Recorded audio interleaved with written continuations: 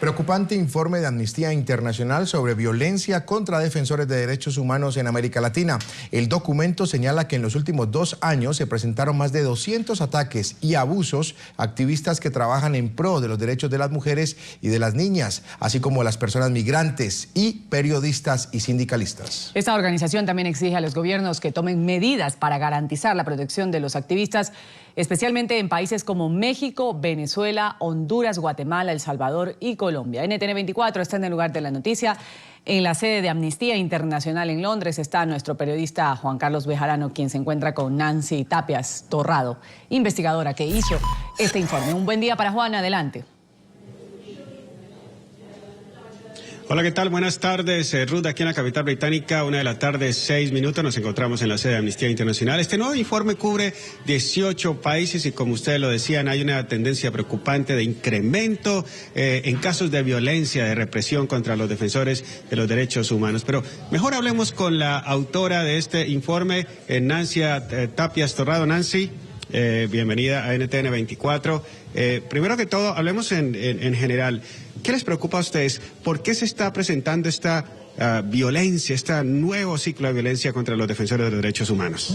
Bueno, muchas gracias. En Amnistía Internacional vemos con mucha preocupación que en lugar de ver una mejoría en la situación de quienes defienden los derechos humanos, se ve un deterioro. Si comparamos la información que tenemos hoy con la información que sacamos en el 2012, en lugar de ver que las cosas van mejor, se ve un incremento, por ejemplo, en los asesinatos, las amenazas de muerte, los secuestros, las desapariciones, como una tendencia principal. Cada vez recibimos más casos de defensores y defensoras que están siendo criminalizados, es decir, enjuiciados como represalia por su labor legítima en defensa de los derechos humanos. Esto quiere decir que no son grupos al margen de la ley. Por ejemplo, en el caso de Colombia, tradicionalmente ustedes denunciaban estas amenazas que recibían por parte de grupos paramilitares o también de las FARC. Ustedes están hablando en el caso de otros países de Latinoamérica que son fuerzas del Estado, básicamente. ¿Sería este el caso para Venezuela y para México también? Sí, hay varios casos distintos de ataques que vienen del Estado, de funcionarios del Estado, y también de otros que vienen de actores no estatales. Ambos casos es preocupante. Lo que yo quiero decir acá, y es muy importante, es que el defender derechos humanos es un derecho reconocido en las normas internacionales que genera responsabilidad a los estados, y los estados deben, por supuesto, garantizar, proteger y respetar este derecho, y necesitan hacer mucho más para lograr brindar un ambiente seguro y efectivo para la defensa de los derechos humanos en Colombia y en América Latina y el Caribe.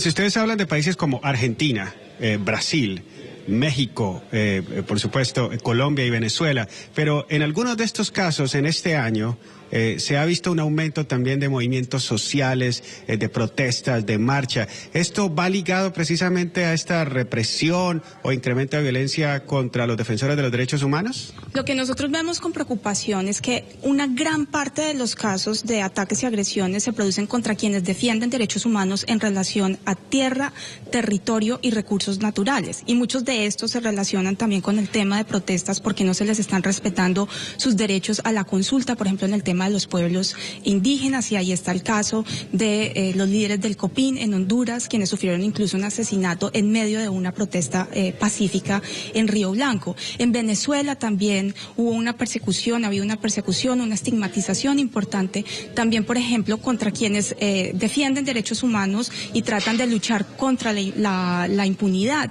y contra defensores que trabajan en el tema de cárceles, que siguen siendo vilipendiados, estigmatizados en distintos sectores, incluyendo por parte de las autoridades. Ustedes dicen que muchos de estos asesinatos, por ejemplo en Colombia hablan de 40 asesinatos en los primeros 9 meses del año, hubiesen podido ser evitados. ¿De qué forma?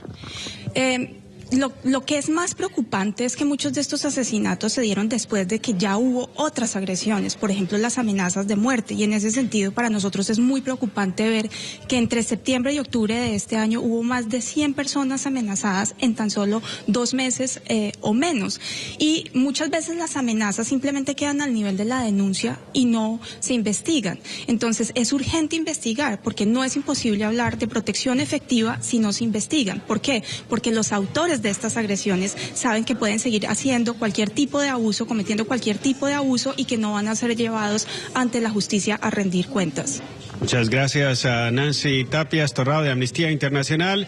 La impunidad, los derechos humanos, parece ser una asignatura pendiente todavía en muchos países de Latinoamérica. Eso es todo desde Londres. Regresamos a nuestro Centro Internacional de Noticias. Adelante. Gracias, Juan Carlos, por la información.